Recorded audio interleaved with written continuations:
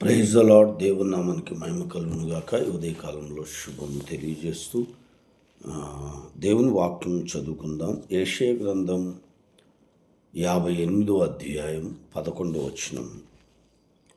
యెహోవా నిన్ను నిత్యము నడిపించును, క్షేమకాలమున ఆయన నిన్ను తృప్తిపరిచి నీ ఎముకలను బలపరచును. నీవు నీరు కట్టిన తోటవలెను, ఎప్పుడునూ ఉబుకుచుండు నీటి ఊటల వలె ఉందువు.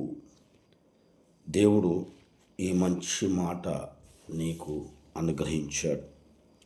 నీవు ఎప్పుడునూ ఉబుకుచుండు నీటి ఊట వలె ఉండేటట్టుగా దేవుడు ఆశీర్వదిస్తాడు. అయితే దేవుని చిత్తానుసారంగా నడుచుకోవాలి, వాక్యానుసారంగా నడుచుకోవాలి.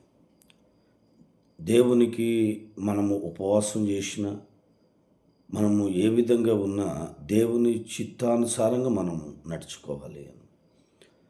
కాబట్టి మనము దేవుని చిత్తానుసారంగా ఎప్పుడైతే మనం చేస్తామో నీటి ఊట వలె ఉండునట్లుగా దేవుడు మనల్ని చేస్తాడు. అంటే నిత్యము ఆశీర్వాదకారకుడుగా ఉండునట్లుగా దేవుడు కృప చూపుతాడు. కాబట్టి మనము ఈ యొక్క ఉదయకాలంలో నీవు దేవుని యొక్క చిత్తాన్ని గ్రహించి నడుచుకో.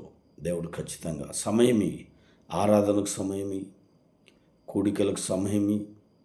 దేవుడు ఖచ్చితంగా క్రమక్రమంగా అద్భుతంగా ఆశీర్వాదకరంగా నిలబెడతాడు.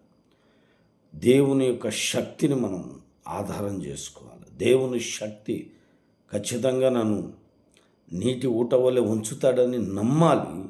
నమ్మితే అద్భుతం జరుగుతుంది. కాబట్టి నమ్మండి, విశ్వసించండి. మీరు నీటి ఊట వలె ఉండేటట్లుగా ఆయన చేస్తాడు. ప్రార్థన చేసుకుందాం. పరమ తండ్రి, నీకు వందనాలు. గొప్ప దేవుడా, మీకు స్తోత్రాలయ్యా. ఈ వాక్య భాగం ప్రతి హృదయంలో ఫలింపు చేయండి, దీవించండి.